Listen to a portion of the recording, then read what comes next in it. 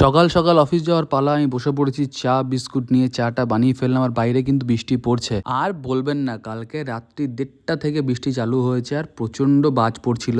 একটা বাজ এমন পড়লো, আমি তো যা ভয় পেলাম। উঠে তাড়াতাড়ি করে ফ্রিজ, এসি সব কিছু বন্ধ করলাম আর জানতে পারলাম যে হ্যাঁ, এখন 2-3 দিন মোটামুটি এরকম একটা ওয়েদার থাকবে। প্রগতি টিউশন পড়াতে গিয়েছিলো, চলে এসছে। এখন আমাকে ব্রেকফাস্ট বানিয়ে দিচ্ছে। আজকে ব্রেকফাস্টে আছে কর্নফ্লেক্স, যেটা আমার খেতে খুবই ভালো লাগে, আর একটুখানি এটার মধ্যে দুধ মিক্স করে, খেজুর মিক্স করে ও কিছুক্ষণ পরেই আমাকে এটা রেডি করে দেবে। আর একটু বাজারও করে নিয়ে এসেছিলো। এইগুলো হচ্ছে গিয়ে বাজার, অল্প বিস্তর বাজার, কারণ আমরা কিছুদিন পরে থাকছি না। কোথায় যাচ্ছি সেটা পরে বলবো।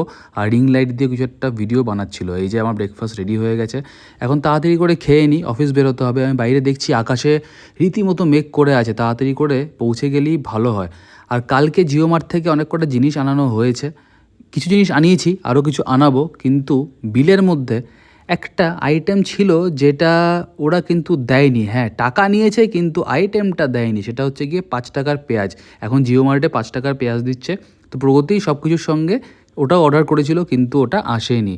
এখানে প্রগতি রান্না করছে বাড়িতে, আর প্রচণ্ড মেঘ করে আছে বাইরে, তাই লাইট জ্বালিয়ে রান্না করছে। আজকে মেনুতে হচ্ছে গিয়ে চিকেন, কিন্তু সঙ্গে আরেকটা জিনিসও আছে। এটা হচ্ছে ঝিঙে পোস্ত দিয়ে চিংড়ি মাছ। আহা, খেতে যা হয়েছিল।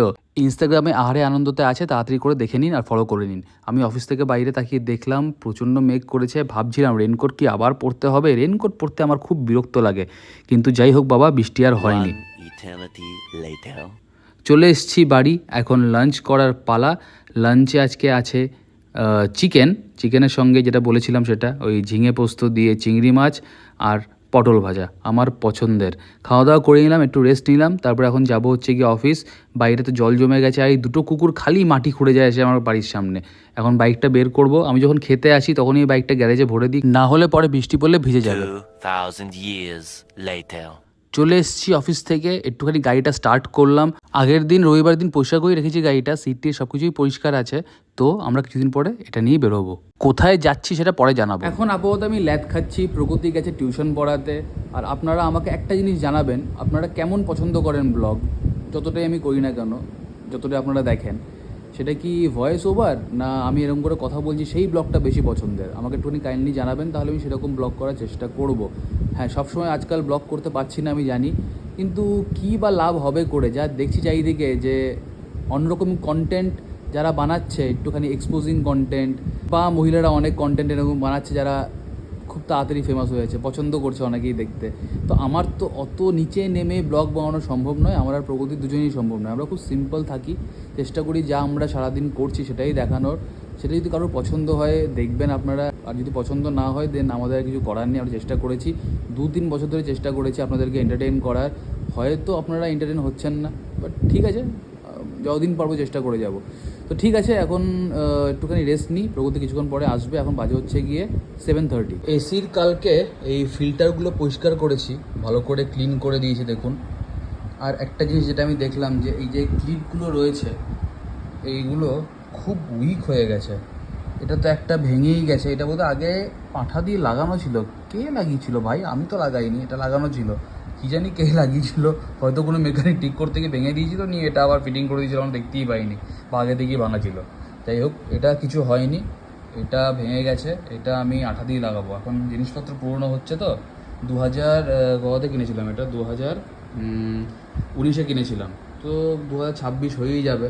অনেক দিনই চলছে এসিটা, আর ভালোই চলছে, খারাপ চলছে না। এটা প্লাস্টিক পার্টসগুলো তো খারাপ হয়, কী আর করা যাবে।